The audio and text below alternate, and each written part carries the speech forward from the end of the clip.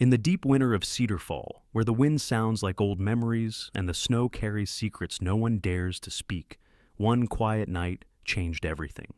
A loyal German shepherd sensed danger long before anyone else. A weary officer followed his instincts into the storm, and what they found in the darkness would reveal a truth buried beneath fear, greed, and the fragile hope of two elderly souls fighting to stay alive. Before we begin this journey shaped by courage and mercy, tell me, where in the world are you watching from tonight? Your voice is part of this story too. Winter had settled over Cedar Fall with a patience that bordered on cruelty. The town was tucked between ridgelines and rivers, half hidden beneath towering evergreens. But tonight, even the trees seemed to brace themselves against the storm rolling in from the north.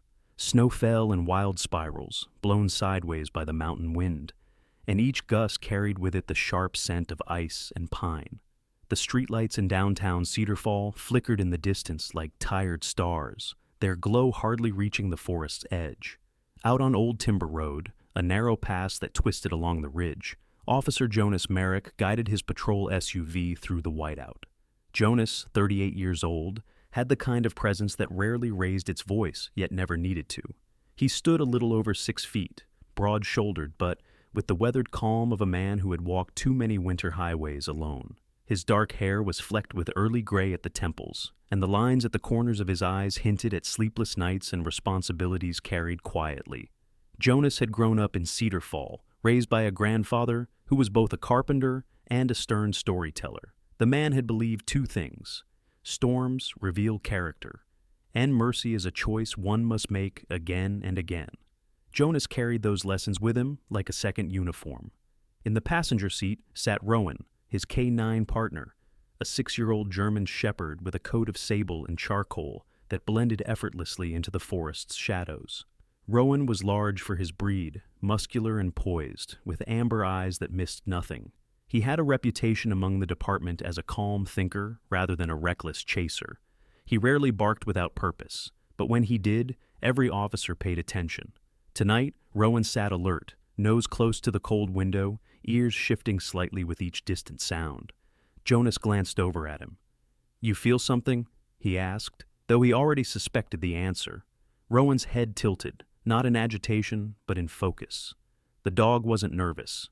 He simply sensed something the way animals sometimes detect storms long before humans do. Cedar Fall's winters always demanded respect, but this storm had the mood of something ancient, like a warning whispered long before anyone thought to listen. Jonas slowed the patrol SUV as the road curved around a bluff of rock. For a moment, he saw nothing but the swirling white curtain of snow.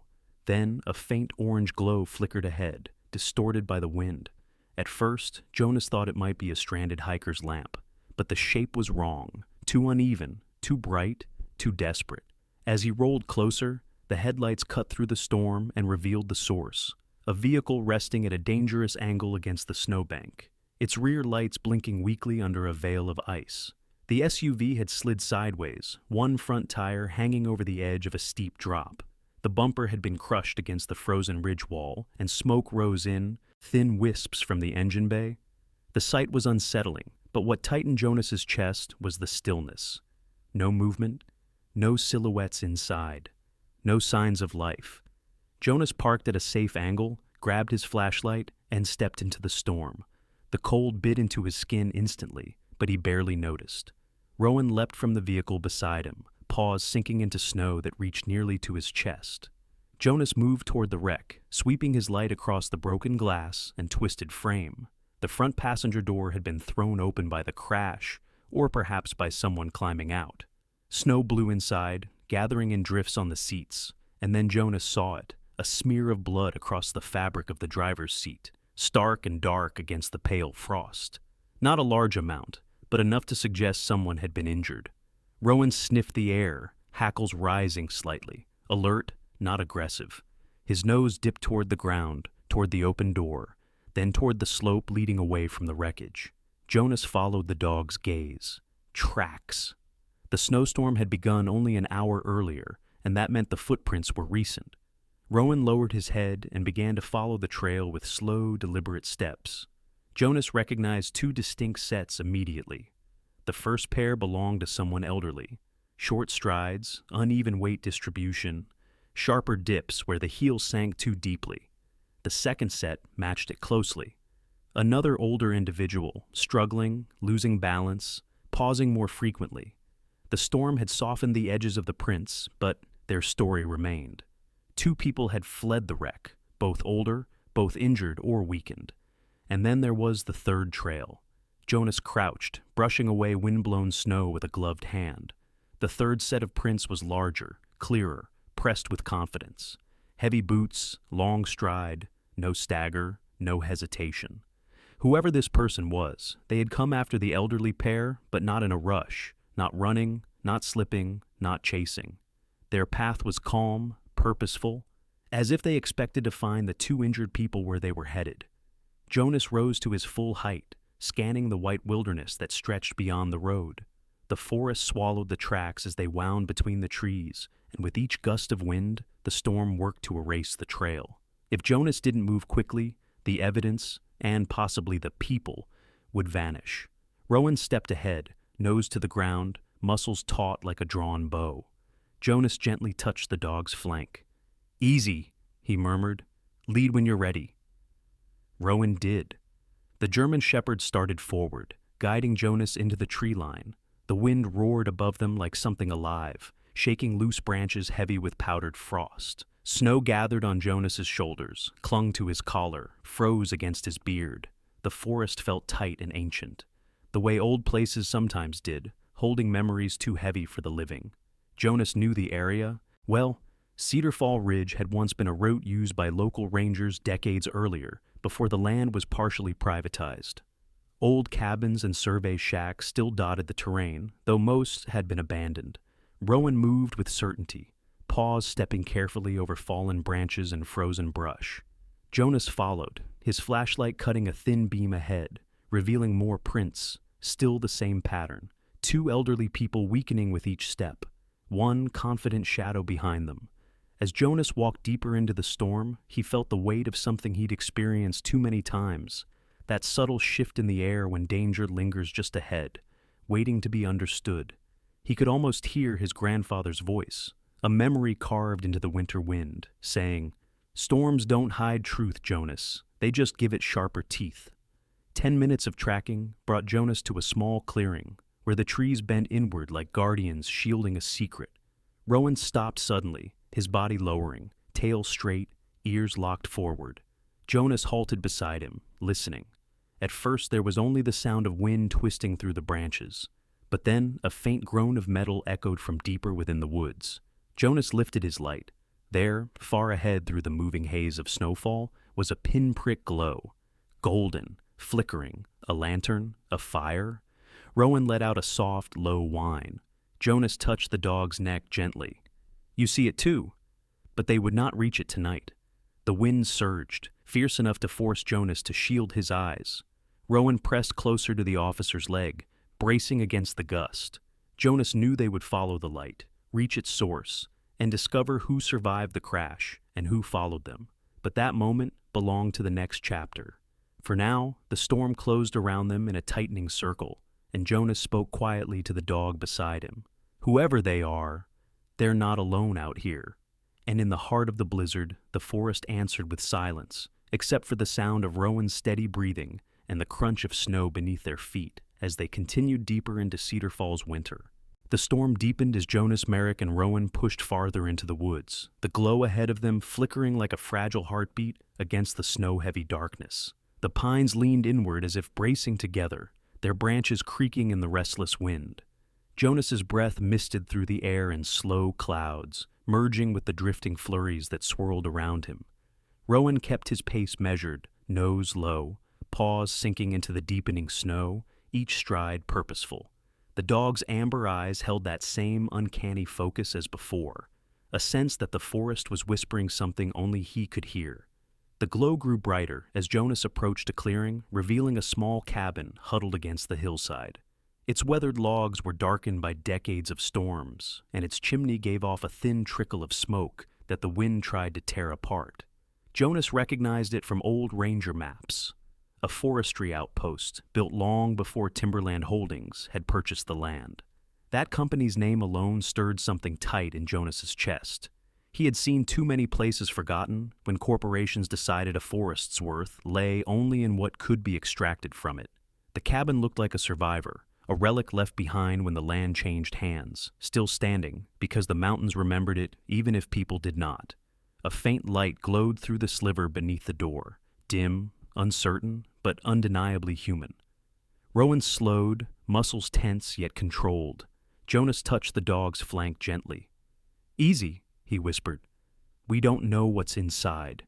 He approached the door cautiously, brushing off snow from the handle. A gust of wind rattled the thin shutters. Jonas announced himself in a steady voice. "Cedar Fall Police. If you can hear me, I'm coming in." The hinges groaned softly as Jonas pushed the door open. Warmth, weak and flickering, brushed his face. The cabin's single oil lamp sputtered on a dusty table, casting long shadows across the cramped room. A pot hung over the small iron stove, though its heat was feeble. Two elderly figures sat near the fading fire, and as Jonas stepped closer, he recognized immediately the frailty in their posture. Walter Hale was the first to look up. He was in his early 70s, tall but thinned by age, with silver hair combed back despite the snow still clinging to the ends. His face was lined deeply, not just from years, but from the quiet endurance of someone who had spent a lifetime working outdoors. Walter had once been a carpenter around Cedar Fall, known for making cedarwood toys for neighborhood children every winter. There was a worn nobility in his eyes, though tonight they were clouded with exhaustion and pain. His right shoulder was wrapped hastily with a strip of torn jacket fabric. Dried blood had stiffened the cloth, but there was no fresh bleeding. Beside him sat Miriam Hale, his wife of nearly 50 years. Miriam was small and slight, her back curved by time, but her presence still warmed despite the storm outside. She had soft white hair tied in a loose bun, and the kind of face that bore kindness as a permanent expression. Her voice, when she spoke, was usually gentle, known in town for the way she reassured children during local library readings. But tonight her lips were pale, trembling, and her hands shook uncontrollably from the cold. Her eyes, however, still held clarity, a trembling flame refusing to be extinguished. Jonas knelt beside her. "You're safe now?" he said softly. "I'm here to help. My name is Jonas Merrick. This is Rowan." Miriam looked at the dog first. Even in her weakened state, she seemed instinctively soothed by the German shepherd's calm presence.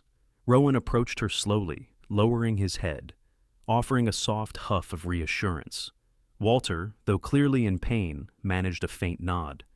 "Thank God someone found us," he murmured, voice hoarse from cold and fear. Jonas quickly assessed their injuries. Walter's shoulder wound was shallow but painful, the kind that could have come from sharp metal or debris in the crash. Miriam showed signs of moderate hypothermia, pale skin, slow responses, shallow breath. Jonas unpacked the emergency blanket from his pack, wrapping it around her shoulders carefully. He added more wood to the failing fire, coaxing the embers until the flames began to grow. "Can you tell me what happened?" Jonas asked gently. Walter tried to straighten but winced. "The SUV, we slid off the road. Something must have been wrong with the steering or brakes. We didn't have time to think."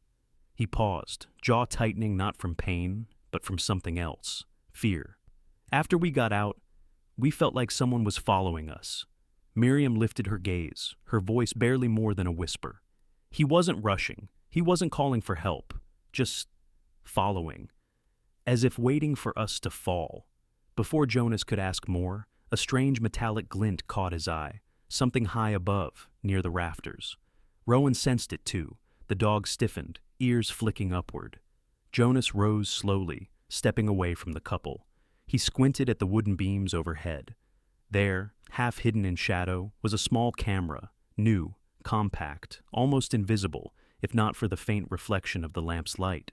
A thin wire ran from the device along the beam and down the wall, disappearing behind a row of stacked crates. Jonas's stomach tightened. Rowan let out a low, barely audible rumble, not a threat, but an instinctive warning.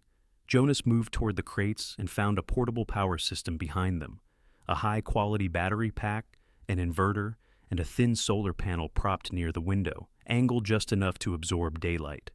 The equipment was modern and clean, dust-free unlike the rest of the cabin. Someone had installed it recently, within months, maybe weeks. This wasn't an abandoned ranger cabin anymore. It had been transformed into something else, a vantage point, a watchtower, a place designed to observe without being noticed. Jonas's mind sharpened instantly. Whoever had followed Walter and Miriam hadn't stumbled upon them by accident, and whoever had prepared this cabin had knowledge of the land and a reason to surveil it. Miriam's voice broke through his thoughts. The door was open when we arrived. We thought it was luck, that maybe someone had left it for emergencies. But now, her lips trembled, not just from cold. Now I'm not sure. Jonas knelt beside her again. You did the right thing coming here. You kept yourselves alive. He spoke with the firm calm he had learned as an officer, steady, reassuring, like an anchor in chaos. But inside, the truth unsettled him. This cabin wasn't a refuge someone forgot. It was a trap someone intended to use. The storm outside roared, rattling the windows hard enough to make the old glass tremble. Jonas radioed dispatch, requesting immediate road rescue, but they confirmed what he already suspected. No helicopters in this wind, and the mountain rescue trucks would take time navigating the snow-choked pass. We'll keep you warm until help arrives, Jonas assured the couple. Walter managed a weary nod. Thank you, son. Jonas wasn't sure if Walter remembered him from the Cedar Fall markets years ago, when Jonas was a boy helping his grandfather buy lumber. Maybe he did. Or maybe some men simply addressed others with the affection they wished the world still held. Minutes passed. Rowan positioned himself at the door, standing guard with the silent vigilance of a sentinel carved from frost. Every few moments the dog turned his head toward the forest outside, ears twitching as if hearing footsteps hidden within the storm's howl. Jonas felt it too, the sense of being observed. The wind carried a rhythm he didn't trust. The darkness pressed too close to the windows, and the knowledge of that camera overhead changed the room's air completely, turning warmth to unease. He looked again at Walter and Miriam, two elderly souls who had simply tried to survive the road's betrayal. Their faces reflected a mixture of relief and dread, as though they felt safe with Jonas, but knew danger lingered like a shadow behind him. Jonas stood, tightening his coat. We'll get you out of here, he said softly.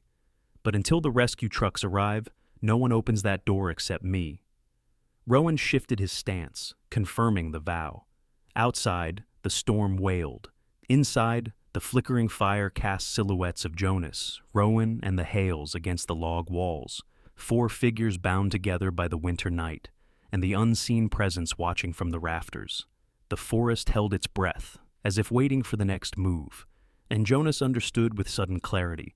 This was no longer just an accident. This was the beginning of a hunt. Morning arrived reluctantly. Its pale light filtered through the thinning storm, as though the sky itself was hesitant to reveal what the night had hidden. The snow no longer fell sideways, but drifted downward in slow, heavy flakes that softened the forest's edges and blanketed the world in white silence. Jonas Merrick stood outside the cabin, breath rising in calm clouds, Rowan at his side. Both watched as the rescue convoy crawled up the narrow mountain road. Two trucks from Cedar Fall Road Services, accompanied by a paramedic van that bore the bruises of a night battling drifts. It took coordinated effort and patient maneuvering to bring Walter and Miriam Hale out of the cabin and into the warmth of the rescue vehicles. Miriam, though weak, managed a grateful smile when Rowan approached to nuzzle her hand. Walter, seated on a stretcher, met Jonas's gaze and gave a tired nod, a wordless thank you, heavier than any spoken phrase. Jonas watched until the convoy began its descent toward Cedar Fall, their taillights fading into the soft morning haze. Only when they were gone did he allow the quiet of the forest to settle around him like a second snow. Now came the part that demanded patience, precision, and the ability to read a story written in symbols most people never noticed. Rowan stood ready, tail still, breath warm against Jonas's glove. "Let's take another look," Jonas murmured. He and Rowan returned to the crash site, following the faint memory of the path they had walked the night before. The forest was quieter now, the storm's rage replaced by a strange, brittle calm. It was the kind of silence that often came after danger passed. Yet Jonas felt no sense of completion. If anything, the quiet seemed to be waiting for something. The SUV remained lodged against the snowbank, its metal shell half consumed by frost. Jonas moved carefully around its perimeter, brushing away fresh snow until he found the first troubling detail. The brake line, not broken by force or accident, but cut with deliberate precision. The severed end was clean, sharp, the kind of slice made by someone who knew exactly what they were doing. Jonas felt Rowan move beside him, the dog's nose brushing near the undercarriage. Rowan's posture shifted slightly, signaling distress, not fear, not alarm, but recognition of something wrong. Jonas crouched, eyes narrowing on the pattern of snow beneath the vehicle. Near the front, almost hidden in a pocket of ice, lay a dark stain, not motor oil, and beside it, partially buried beneath a thin sheet of frost, was the metal rim of a disposable lighter, its edges scorched. Someone had tried to ignite the gasoline trail beneath the vehicle. Someone had intended for the SUV, and everything around it, to burn. The storm had extinguished their attempt, sparing the evidence and the people involved. Jonas exhaled slowly. "They wanted it gone," he whispered. "All of it." Rowan let out a quiet sound, half breath, half chuff, as if confirming an uncomfortable truth. Jonas stood and dusted off his gloves. "Let's search the tree line." They moved into the brush where Rowan had tracked the footsteps the night before. Snow had filled most of the shallow impressions, but Rowan's nose worked expertly through the layers, following scents that lingered beneath the surface. Then he paused, digging lightly with one paw. Jonas brushed aside a mound of snow and uncovered something small and metallic, a 9mm shell casing, cold and dull from the night's frost. Jonas turned it over in his hand. It carried the quiet weight of confirmation, a story becoming clearer even before the words took shape. Walter's shoulder wound had come from more than flying debris. Someone had fired at them. Someone had intended precision. Someone who didn't expect a storm to mask their miscalculation. Jonas pocketed the casing and rose slowly. "This wasn't just an accident," he said aloud. The trees offered no reply, but the air seemed to tighten around the truth. Rowan moved ahead as Jonas continued piecing together the night's events. The elderly couple had fled the crash in fear. The third set of tracks had followed them calmly. The cabin had been prepared, but not by anyone concerned with their safety.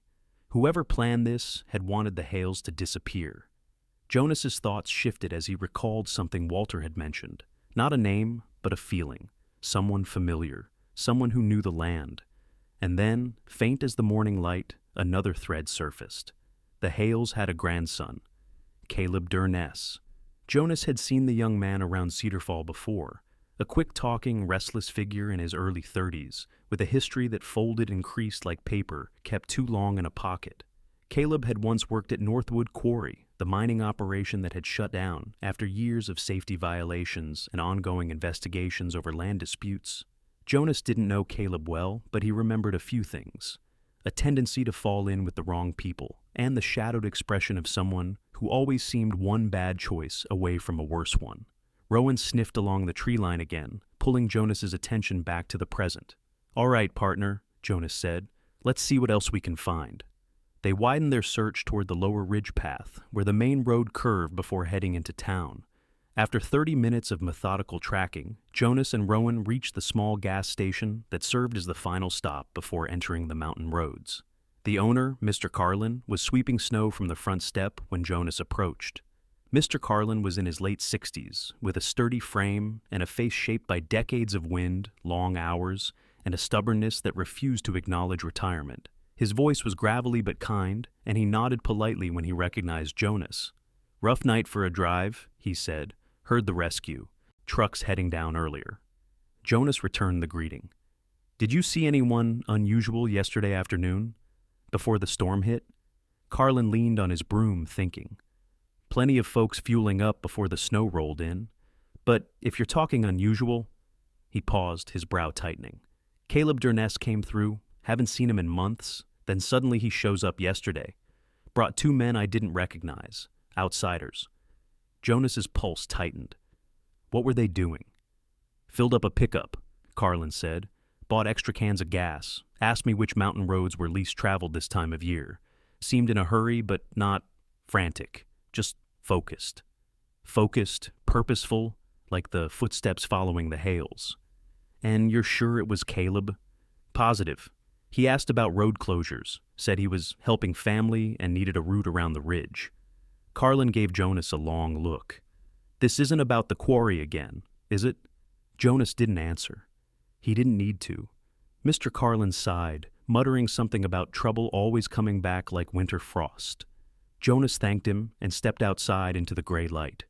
Rowan padded beside him, tail still, sensing the tension spreading through Jonas's thoughts. 3 pieces of evidence now pointed in the same direction. The cut brakes, the attempt to burn the vehicle, the shell casing, and the gas station sighting. Together, they formed the outline of something larger than a simple family dispute or isolated act of anger.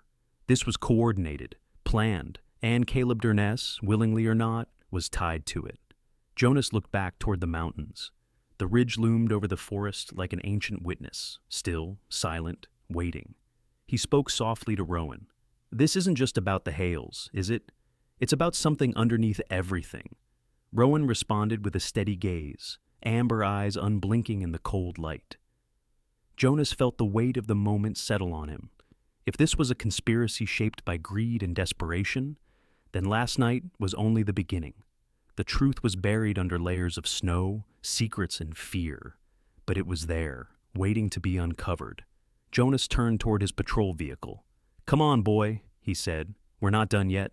Rowan walked beside him, calm and sure, as they returned to Cedar Fall to follow the trail deeper. A trail that began as simple tracks in the snow, but now revealed itself as the silhouette of an organized crime emerging from the mountain's shadow. Cedar Fall Hospital stood at the edge of town, like a stubborn survivor of many winters. Its brick walls were softened by drifting frost, and its windows reflected the gray morning light in wavering ribbons. Inside, the corridors hummed with the low murmur of nurses trading shifts, the steady pulse of machines, and the quiet determination of a staff used to tending the sick through storms that refused to wait for better weather. Officer Jonas Merrick stepped through the sliding doors with Rowan at his side. Though pets were normally not allowed beyond the entrance, Rowan was no pet. His badge gleamed faintly against the leather of his harness, and the nurses greeted him with nods of calm familiarity. Jonas noticed how the tension in people's shoulders eased when Rowan passed. The dog had a presence that reassured without words, solid, grounded, loyal in a way humans instinctively trusted. Jonas approached the front desk, where head nurse Sheila Breyer reviewed patient charts. Sheila was in her mid-50s with a sturdy frame and a streak of silver through her dark hair. Known for balancing firmness with kindness, she carried herself like someone who had long ago accepted that emergencies rarely arrived politely. Her eyes sharpened when she saw Jonas. "You're here about the Hales," she said without preamble. "Yes, they were targeted," Jonas replied. "I need their room on restricted access. No visitors unless I approve them. And I need the names of every doctor, every nurse, every assistant assigned to their care." Sheila's expression hardened. "My staff won't be happy, but I've run this hospital long enough to know when to trust a bad feeling. Give me a few minutes." While she organized the restrictions, Jonas walked down the corridor toward the private room where Walter and Miriam had been placed. The hospital wasn't large, just 2 floors and a single ICU unit, but its simplicity made it easier to secure. At least, that was what Jonas hoped. He paused outside the room. Inside, Miriam rested under a thick quilt, her breathing shallow but steady. Walter sat upright in a chair, bundled in blankets, his eyes reflecting the exhaustion of a long night, but also something resolute. The couple looked smaller under the hospital lights, but safer. Walter met Jonas's gaze. "We're grateful you're here," he murmured. "You're protected now," Jonas said. "That storm saved you more than once, but someone still wants you silent." Walter's jaw tightened. "I wish I knew why." Jonas offered a gentle shake of his head. "You don't have to. That part is my job." Before he could say more, Rowan rose from his position near the doorway. The dog's ears pricked forward, not alarmed, but attentive. His nose lifted slightly, catching scent trails in the air. Jonas trusted that signal more than any security camera. He turned to Sheila, who arrived with a clipboard. "The restrictions are in place," she said. "Only staff on this list may enter their room. I'll inform the guards." "Thank you," Jonas said. Sheila frowned at Rowan. "Is he sensing something?" "He always senses something," Jonas replied quietly. Night crept over Cedar Fall like a slow exhale. The storm had exhausted itself, leaving behind a brittle cold that stung exposed skin. In the hospital, the transition between shifts always created a brief lull, a moment when the old guard moved out, the new guard moved in, and for a heartbeat the corridors felt oddly empty. Jonas stayed near the nurse's station, reviewing evidence notes and replaying every detail in his mind. The cut breaks, the shell casing, the gas station sighting, Caleb's presence with two strangers, and the cabin camera, placed by someone who wanted watchers, not witnesses. Rowan lay beside his feet, eyes open, head resting on his paws. At 12:17 a.m., Rowan lifted his head sharply. Jonas froze. The dog's body went still, not stiff with fear, but honed like a compass needle discovering magnetic north. "What is it?" Jonas murmured. Rowan rose without a sound and turned toward the corridor leading to the Hales room. Jonas followed. The hall was quiet. Too quiet. A soft metallic click echoed near the far end, the kind a door makes when handled by someone trying not to be noticed. Jonas's pulse instinctively quickened. His boots moved silently across the linoleum floor, Rowan a shadow beside him. As he rounded the corner, he saw a figure in medical scrubs pushing a supply cart. The scrubs were Cedar Fall green, the ID badge clipped to the front, yet something was wrong. The stride, the posture, the way the figure kept their face angled down, as though avoiding the hallway cameras. When the figure approached the Hales door, Rowan stopped dead and made a low sound, barely a growl, more like a warning hum. The figure froze. Jonas's voice cut through the silence. "Stop right there, hands where I can see them." The figure reacted fast, far faster than most hospital staff. They grabbed a metal tray from the cart and hurled it toward Jonas and Rowan. It clattered loudly, sending sterile instruments skidding across the floor. In the same instant, the intruder lunged toward the emergency exit at the end of the hall. Jonas gave chase, Rowan beside him, but the figure was quick, slamming the bar on the door and vanishing into the cold night. The alarm wailed, echoing through the hospital. Jonas reached the doorway and stopped. Chasing down a dark parking lot in the middle of the night while leaving the Hales unguarded was not an option. He turned back toward the room instead. Sheila appeared moments later, breathless. "What happened?"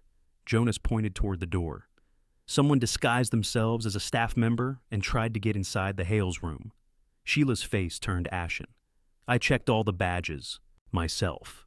"Then they used a fake," Jonas said, "and they were prepared." Something glinted near the cart still parked outside the Hales room. Jonas knelt and found a syringe lying where the intruder had dropped it. The liquid inside was clear, unlabeled. Not medicine from this hospital. "Intent to harm," Jonas said softly. Rowan stepped beside him, nose lowering to the intruder's trail, then lifting again. The dog's eyes locked on Jonas's. Jonas looked up at Sheila. "Check the camera feed." Minutes later, they gathered in the small security office. Grainy footage showed the intruder entering through the rear loading area, using a stolen uniform and badge to pass unnoticed. The figure never looked directly at any camera, except once when slipping out the emergency exit. The hooded jacket they wore bore a faint, faded logo on the back. Northwood Quarry. Jonas stared at the screen, feeling the story snap into sharper shape. The mining company may have been shut down, but its ghost had not left Cedar Fall. Someone, maybe several someones, still carried those loyalties or debts. Sheila's voice trembled. "Why would someone from the quarry want to hurt them?" Jonas exhaled. "Because the Hales saw something they weren't meant to see. Or because someone fears they might talk." He paused. "And because last night wasn't the end of this. It was the beginning." Rowan and Jonas returned to the Hales room afterward. Walter was awake, eyes full of questions he didn't yet know how to ask. Miriam slept, unaware of the danger that had nearly reached her bedside. Jonas stepped forward, settling into a chair. "You're safe," he said, though he kept his voice low so Miriam would not wake frightened. "But someone tried to get in tonight." Walter swallowed. "To finish what they started." Jonas nodded. Rowan settled beneath Walter's chair, warm and steadfast, his body between the couple and the door. The wind outside tapped against the window, the last whisper of a storm that had revealed far more than it concealed. Jonas looked at the elderly couple, and knew with certainty that the danger was still rising. The intruder had not succeeded, but the fact they came at all meant the people behind this were desperate enough to try again. And desperation made them far more dangerous. Jonas leaned back in the chair, gaze fixed on the door as Rowan kept watch. The shadows in the hospital seemed deeper tonight, and somewhere beyond them, Jonas could almost feel eyes watching, waiting, preparing for their next move. The next morning arrived with a hard, metallic brightness, the kind of winter sun that offered no warmth, only clarity. Cedar Fall lay beneath a sheet of white that stretched endlessly across rooftops, roads, and forests, as if the storm had scraped away every color except the pale shimmer of ice. Jonas Merrick drove toward the sheriff's office with Rowan beside him, the dog sitting upright and silent, watching the frost-veiled world glide past. Jonas had spent the early hours filing reports, reviewing footage, and pressing the state authorities for immediate involvement, but the response he received was not what he expected. He was ushered into a small conference room where Sheriff Lanning, the county attorney, and two senior officers waited. Lanning was in his late 50s, tall with a thinning mustache, a man who believed in doing things the Cedar Fall way, which often meant avoiding any scandal big enough to stain the town's quiet surface. "Jonas," he began in a tone that sounded rehearsed, "you've done good work, but maybe it's time to let this rest until the state can send additional resources." Jonas resisted the urge to clench his jaw. "They sent a message. They're coming in 48 hours. We need to secure the area until then." The county attorney shifted uneasily. "This looks like a family dispute mixed with trespassing and possibly assault. If we start talking conspiracy or organized crime before having something ironclad, the media will swarm here like ravens." Jonas leaned forward. Someone cut the Hale's brakes. Someone fired a weapon at them. Someone tried to burn evidence. Someone infiltrated the hospital with a fake uniform and syringe. That is not a family dispute. Lanning exhaled, rubbing his temples. "Until the state confirms jurisdiction, our hands are tied. Just don't rile things up further. Let's not make this bigger than it needs to be." Jonas understood the message behind the words. Don't dig, don't escalate, let it go. But letting go wasn't in his nature. It wasn't what he had sworn to do. It wasn't what Rowan would let him do, either. As he walked out of the building, Rowan padded beside him with a quiet certainty. Jonas looked down at the dog. "Looks like it's just us again." Rowan's amber eyes reflected a simple truth. That was all they needed. By noon, Jonas had packed gear into the back of his patrol SUV. Thermal cameras, motion sensors, and state-approved surveillance equipment. Cedar Fall Ridge loomed in the distance, a long white spine rising from the forest floor. The abandoned cabin sat somewhere along its shoulder, waiting like a stage set before the actors arrived. Jonas and Rowan began the climb, the SUV's tires biting into the icy path. The wind was calmer today, but the cold had teeth, sharp and unforgiving. As they approached the clearing, Rowan raised his nose, sniffing the air. Jonas sensed it too. The faint, lingering weight of the night before. Fear, intrusion, secrets. They entered the cabin, now marked and secured with police tape. Jonas assessed the rafters, confirming the old camera was still in place. He didn't remove it. Instead, he added his own, small, modern, positioned at angles that made the cabin itself a net. Motion sensors went near the door and windows. A hidden audio recorder nestled behind an old lantern. Jonas recreated the scene exactly as Walter and Miriam had found it. Blankets arranged, lamp dimmed, the stove low and flickering. He left the place looking abandoned again. But this time, the silence belonged to him. Leaving Rowan to examine the perimeter, Jonas stepped outside. The winter air cut against his skin like glass. The valley below stretched endlessly, an undisturbed sheet of white, until, far in the distance, a plume of powder lifted from a switchback path. Jonas narrowed his eyes. A vehicle was ascending the ridge. He crouched beside Rowan. "Company's coming!" Rowan's ears perked sharply. The pickup truck emerged minutes later, its tires crunching over ice. The driver killed the engine. 3 men stepped out. Jonas recognized the first immediately, Caleb Durness, the Hale's grandson. Caleb was in his early 30s, with a narrow face, sunken eyes, and a posture that carried years of restless choices. His jacket hung loosely from his frame, and his movements were jittery, not from cold, but from anxiety coiled inside him like a spring. Behind him came the two men from the gas station. Both were broad-shouldered, mid-40s, with hard expressions and the roughened look of men who'd spent years in industrial labor. Their jackets were thick work coats, faded but still bearing the ghost of a logo, Northwood Quarry. Jonas watched from behind the cabin's side wall. Rowan crouched silently beside him. Caleb spoke first, his voice strained. "We need to get this over with. They won't last the investigation." One of the larger men grunted. "When the thaw comes, everything goes into the ravine. No body, no proof, no problem." The other nodded. "We torch this place. Nice and easy." Caleb swallowed hard and hesitated. Jonas saw it, guilt gnawing through panic. The men began unpacking fuel cans. The plan was clear: burn the cabin, erase the crime, walk away. Rowan's muscles tensed in preparation. Jonas placed a hand gently on the dog's neck. "Wait." The moment the thugs approached the cabin, Jonas gave the command, quiet, decisive. "Rowan, go."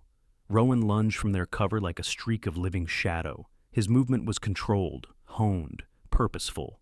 He targeted the man closest to the door, knocking him off balance. The man fell backward with a yell, clutching his arm. The second thug spun around, startled, reaching for Caleb. Jonas stepped from behind the wall. "Enough!" His voice sliced through the freezing air. Caleb's face drained of color. "Jonas, wait!" Jonas moved swiftly, tackling the second man before he could grab for anything hidden beneath his coat. The struggle was brief. Jonas's training and Rowan's presence made resistance futile. He managed to restrain the man, securing him with steel cuffs. "Don't move," Jonas said. "None of you." The first thug, still recovering from Rowan's strike, scrambled backward in the snow, but Rowan stood growling softly, guarding without aggression, ready without hesitation. Caleb stared at the scene, panic overtaking rational thought. He clutched a folder against his chest, papers sticking out at odd angles. When he realized he was cornered, he did the only thing his frightened instincts allowed. He ran. Jonas cursed under his breath. "Stay," he ordered Rowan, who held his position beside the subdued men. Jonas sprinted after Caleb, boots sinking into deep snow. Caleb stumbled through the trees, slipping, shouting at no one. As they approached the ridge's edge, the terrain steepened dangerously.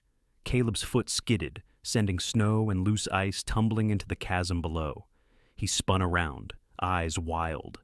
"I didn't want this," he cried, voice cracking. Jonas stopped several feet away, chest heaving. "Then stop running." Caleb backed toward the ledge unintentionally. "They made me cut the brakes. They said my debts would disappear. They said it would all go away if I just gave them the land." His grip on the folder tightened. Jonas saw signatures, maps, mineral reports inside. The quarry's prize, the reason for everything. "Caleb," Jonas said calmly, "you can walk away from them, but not like this." Caleb shook his head, tears freezing on his lashes. "They'll kill me." "Not if they're already caught. Not if you talk. Give me the folder. Step away from the edge." A slab of snow shifted beneath Caleb's heel. He slipped, briefly, terrifyingly. Jonas lunged, grabbing Caleb's arm just as he pitched forward. The momentum nearly pulled them both over, but Jonas braced his boots against a buried root and hauled Caleb back to solid ground. When Caleb collapsed into the snow, shaking, he whispered, "Why did you save me? After what I did?" Jonas steadied him. "Because no one else needs to die on this mountain." Behind them, sirens echoed faintly. Reinforcements Jonas had called the moment the truck appeared. Rowan barked once, sharp and clear, confirming Jonas's victory. They descended together, Caleb surrendering in silence. The mountain, at last, stopped holding its breath. Winter lingered over Cedar Fall, as if unwilling to release its hold. Even as days slowly brightened and the storms faded into memory, the cold clung to the ridgelines, like a final reminder of the night everything nearly vanished into snow.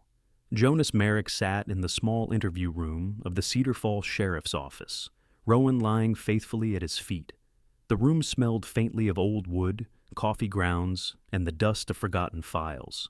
Fluorescent light buzzed quietly overhead. Across the table sat Caleb Durness, hands cuffed loosely before him. a blanket around his shoulders despite the heated building. He looked much smaller now, no longer the frantic young man clinging to a ridge's edge, but someone hollowed out by consequences he could no longer outrun.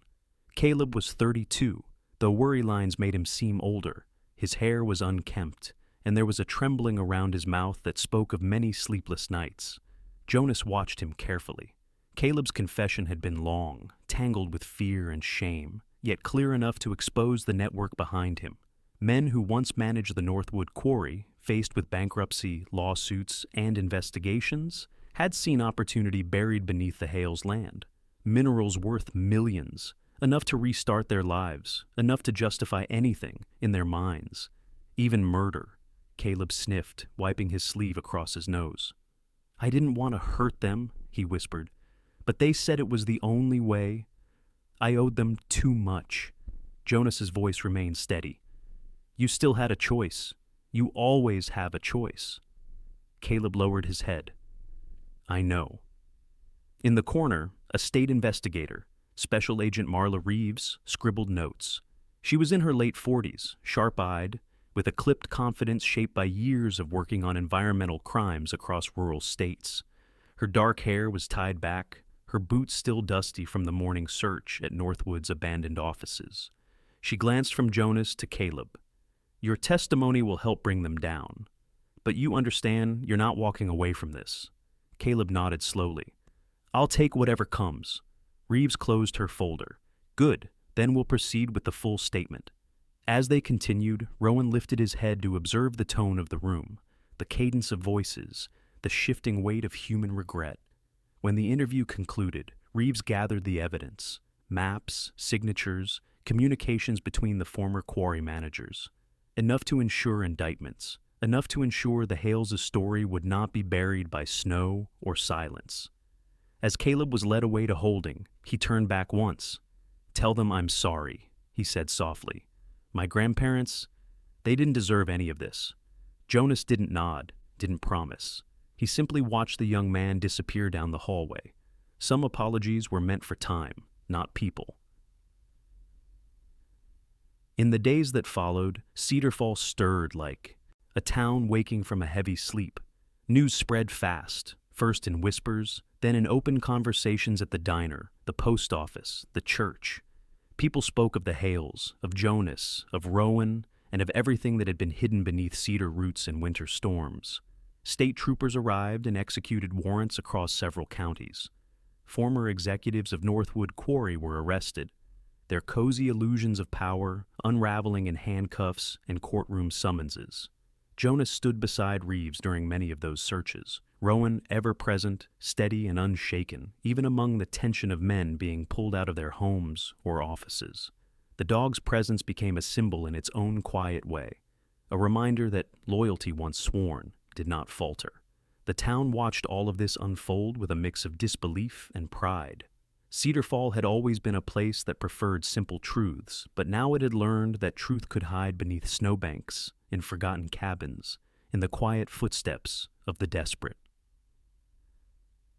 Walter and Miriam Hale recovered slowly. The hospital's warm lights became the cradle of their healing, and they were visited regularly by neighbors who brought hot meals, knitted blankets, and gentle conversation. Walter regained strength in his shoulder, though he still winced when turning too suddenly. Miriam's body remained fragile, but her spirit had steadied.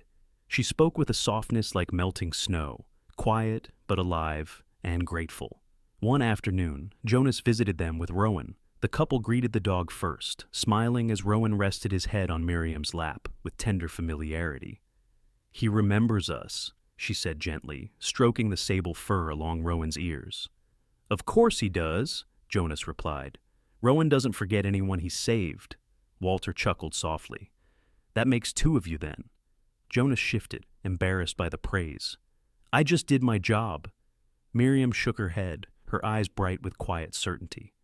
"No, you did more than that. You listened. You believed us when we didn't even understand what we'd stumbled into." Jonas didn't respond, not because he lacked words, but because gratitude was a language he had never been entirely comfortable receiving. But he carried her words with him long after leaving the hospital. As weeks passed, the town gathered funds to repair the cabin on Cedar Fall Ridge. What had once been a forgotten ranger outpost, and later a watchtower for wrongdoing, was transformed into something new: Winter Haven Shelter, a simple structure made to save travelers from storms, equipped with new generators, blankets, emergency supplies, and a small logbook where strangers could record the storms they had survived. Jonas helped carry lumber during the renovation, working alongside old carpenters, young volunteers, and even retired rangers who remembered when the cabin had been first built. Rowan watched from the snowbanks, occasionally trotting over to inspect a stack of boards or rest his head on someone's knee. Children, delighted by his calm demeanor, often hugged him mid-workday. Rowan accepted it all with the dignity of a seasoned guardian. When Winter Haven Shelter was completed, the town held a modest ceremony. No fanfare, no speeches polished by officials, just heartfelt words from the townsfolk. Jonas was handed a citation for bravery, but he felt mildly embarrassed as he accepted it. Rowan, however, became the true star of the gathering. A small medal, crafted by a local silversmith, was attached to his harness. The crowd clapped, and Rowan wagged his tail once, calmly, as if acknowledging gratitude he had never sought. Near the end of winter, as the snow softened into slush and the evergreens shed their icy coats, Jonas returned to the ridge with Rowan. The shelter glowed warmly in the late afternoon sun, windows reflecting gold across the snowy clearing. Inside, two stranded travelers, a retired couple whose truck had broken down during a sudden cold snap, waited beside the heater, sipping cocoa donated by the local cafe. They waved gratefully when Jonas stepped in. "This place saved us," the man said. "We would have froze out there." Jonas smiled. "That's what it's for." On the small table near the door, a folded envelope rested beneath a mug. "It came for you earlier today," the woman added. "A delivery from town." Jonas opened the envelope. Inside was a letter, the handwriting delicate, slightly unsteady. "Miriam's, you kept us alive. But more than that, you kept our hope alive. You chose mercy when others chose fear. That choice saved us. Thank you." Jonas closed the letter slowly, pressing it against his palm. After a quiet moment, he tucked it inside his coat pocket, close to his heart. Outside, Rowan waited beneath the towering pines, his breath fogging the air. Jonas knelt beside the dog, running a hand gently through his fur. "You did good, partner," he whispered. "Better than any of us." Rowan nudged Jonas's hand in return. The forest around them was calm now, its silence no longer ominous, but peaceful. The sky glowed with the soft light of late winter, that tender gold that foretold the coming of spring. As Jonas and Rowan walked down the ridge, leaving Winter Haven Shelter behind them, something in the air felt blessed, steady, surviving. Not a miracle in thunder, but a quieter one, shaped by choices, courage, and a dog that refused to let the first set of footprints disappear into the snow. This story reminds us that God's miracles do not always arrive with thunder or bright signs. Sometimes they come through the quiet courage of a tired officer, through the loyalty of a faithful dog, or through the kindness we choose to show when the world feels cold. In our everyday lives, we face our own storms, moments of fear, loneliness, or uncertainty. But God walks beside us even when we cannot see the path. He guides our steps, protects our families, and sends help in ways we often recognize only afterward. If this story touched your heart, share it with someone who needs hope today. Leave a comment to tell us your thoughts, and remember to subscribe for more stories of faith, courage, and love. May God bless you and your family with peace and protection wherever you are watching from. And if you believe in the quiet miracles He still sends into this world, type Amen in the comments.